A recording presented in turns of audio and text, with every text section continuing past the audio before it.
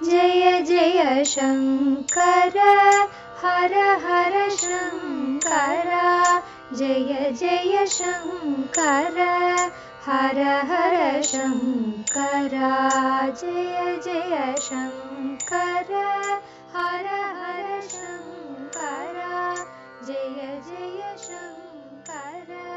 அத்வைதம் தெய்வத்தின் குரல் 6ஆம் பாகம். அத்வைத சாதனை.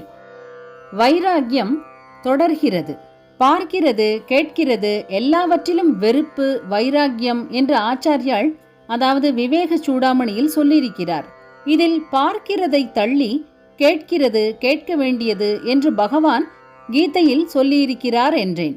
இங்கே அதே கீதையில் நித்தியம் வைராகியம் சமுபாஸ்ரிதக என்பதில் வரும் வைராகியத்திற்கு ஆச்சாரியால் பாஷ்யம் பண்ணும் போதோ பார்க்கிறது பார்க்காதது ஆகிய 2 விஷயங்களிலும் ஆசை தாகம் இல்லாமல் இருப்பது வைராகியம்.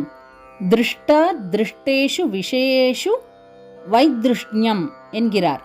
அதென்ன பார்க்காததில் ஆசை என்றால் ஸ்வர்கபோகம் இந்திர பதவி மாதிரியான விஷயங்களில் ஆசைதான். வைதீக கர்மானுஷ்டானத்தை அதுவே முடிவான சாதனம் என்று நினைத்து பண்ணினால் இப்படிப்பட்ட தேவலோக சௌக்கியங்கள் கிடைக்கும். அது இப்போது நம் கண்ணுக்கு தெரியாததால் அதிருஷ்டம் என்றே சொல்லப்படும். திருஷ்டம் என்றால் பார்க்கக்கூடியது, கூடாதது அதிருஷ்டம். இப்படி 3 விதமாக வைராகியத்தை பற்றி பார்க்கிறோம். 1, பார்க்கிற கேட்கிற எல்லாவற்றிலும் ஆசையை விடுவது. 2, கேட்டதில் கேட்கப் போவதில் ஆசையை விடுவது. 3, பார்ப்பதில் பார்க்காததில் ஆசையை விடுவது. குறிப்பு: கீதை 13ஆம் அத்தியாயம் 8ஆம் ஸ்லோகத்தில் வைராகியம் என்று வருவதற்கு ஆச்சாரியால் பாஷ்யம் செய்கையில் சப்தம் முதலானவற்றில் பார்க்கப்படுவனவும் பார்க்கப்படாதனவுமான போகங்களில் ஆசையற்ற பான்மை என்று விளக்கமளித்துள்ளார். சப்தம் என்பது கேட்கப்படுவதை குறிப்பது. சப்தம் முதலானவற்றில் என்பதால் அடுத்து ஸ்ரீசரணர்கள் கூறுவதற்கேற்ப மனசில் இடம்பெறக்கூடிய அத்தனையுமே கூறப்பட்டு விட்டதாக கொள்ளலாம். எல்லாவற்றையும் கூட்டி பார்த்தால் சர்வான் பார்த்த மனோகதான் என்று பகவான் சொன்னார் போல ஒரு மனுஷிய மனசில் இடம்பெறக்கூடிய அத்தனை ஆசைகளையும் தொலைத்து முழுகுவதுதான் வைராகியம். அது சாதனையில் ரொம்பவும் முக்கியமான அங்கம். பர்த்ருஹரி என்பவர் ரொம்ப பெரியவர். அவர் துறவரத்தை பற்றி, துறவியை பற்றி ரொம்பவும் உணர்ச்சியோடும் காம்பீரியத்தோடும் ஒரு சதகம், அதாவது 100 ஸ்லோகங்கள் செய்திருக்கிறார். அதற்கு பேர் சந்நியாச சதகம் என்று வைத்திருக்கலாம். ஆனால் அப்படி வைக்காமல் வைராகிய சதகம் என்றே வைத்திருக்கிறார். வைராகியம் இருந்துவிட்டால் போதும், அதுதான் சந்நியாசம் என்ற அபிப்பிராயம் இதிலிருந்தும் தெரிகிறது. ஆமாம், சந்நியாசம் என்றாலே என்ன? பூரணமாக துறப்பதுதானே. ஆசை என்ற ஒன்றை துறந்தால்தானே பாக்கி அத்தனையையும் துறக்க முடியும். ஆகையால் சந்நியாசம் துறவு என்றாலே வைராகியம் என்றாகி இருப்பதில் ஆச்சரியம் இல்லை. தமிழில் தர்மங்களை சொன்ன மகா பெரியவர் திருவள்ளுவர். அவர் துறவு பற்றி சொல்லியிருக்கும் அதிகாரத்தில் பற்றற்றானான பரமாத்மாவையே பற்றிக்கொண்டு சகல பற்றுகளையும் விடுவதை துறவாக சொல்லியிருக்கிறார். ஆசையால் ராகத்தால் வருவதுதான் பற்று, அல்லது ஒன்றோடு நமக்கு தொடர்பு, அதாவது பற்று உண்டானால் அதனிடம் ஆசை உண்டாகி விடுகிறது. சங்காத் சஜ்ஜாயத்தே காமஹ என்று பகவான் சொன்னார் போல. குறிப்பு: கீதை 2ஆவது அத்தியாயம் 62ஆவது ஸ்லோகம். ஆகக்கூடி ராகமும் பற்றும் பரஸ்பரம் காரிய காரணங்களாக இருக்கின்றன. ஆனதால் பற்று விடற்கு என்று திருவள்ளுவர் சொல்வது வைராகியம் உண்டாவதைத்தான். அதைத்தான் அவர் துறவு என்றே வைத்து அந்த பற்று விடற்கு என்ற வார்த்தையோடையே அந்த அதிகாரத்தை முடித்திருக்கிறார். அப்புறம் இதே துறவரவியலிலேயே அவா அறுத்தல் என்றே ஒரு அதிகாரம் 10 குறள்கள் பண்ணியிருக்கிறார்.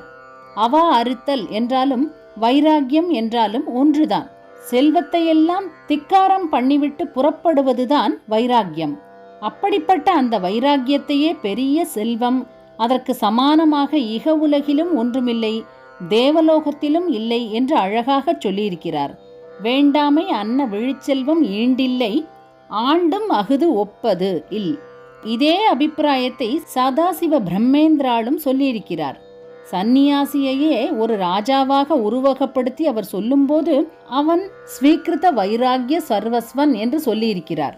குறிப்பு: ஆத்ம வித்யா விலாசம் ஸ்லோகம் 17. வைராகியம் என்ற சொத்து முழுவதையும் ஆர்ஜிதம் செய்து கொண்டவன் என்று அர்த்தம். அவரே அப்படி இருந்தவர்தான். பர்த்ருஹரி, திருவள்ளுவர், பிரம்மேந்திராள் முதலானவர்கள் தாங்களே உயர்ந்த வைராகியசாலிகளாக இருந்ததால்தான் அவர்கள் வைராகியத்தை பற்றி சொல்வது நம் மனசையும் தொடுகிறது.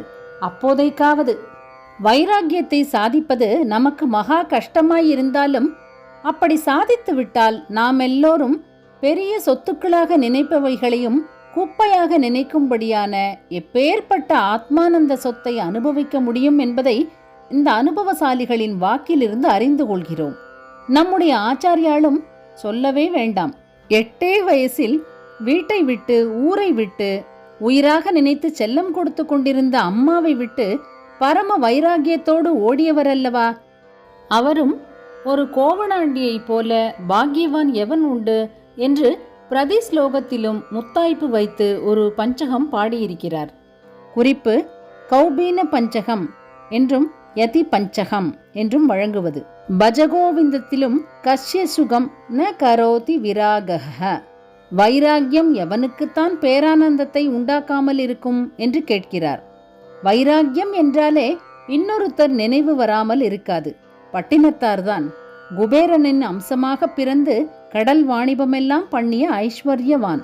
ஆனால் வளர்ப்பு குழந்தையாக இவரிடம் வந்து சேர்ந்த சிவாம்சமான பிள்ளை காதற்ற ஊசியும் வாராது காணும் கடைவழிக்கே என்று ஓலை எழுதி வைத்துவிட்டு மறைந்து போன அப்புறம் அதை பார்த்தாரோ இல்லையோ, சகல ஐஸ்வர்யத்தையும் விட்டுவிட்டு கோவணாண்டியாக புறப்பட்டு விட்டார்.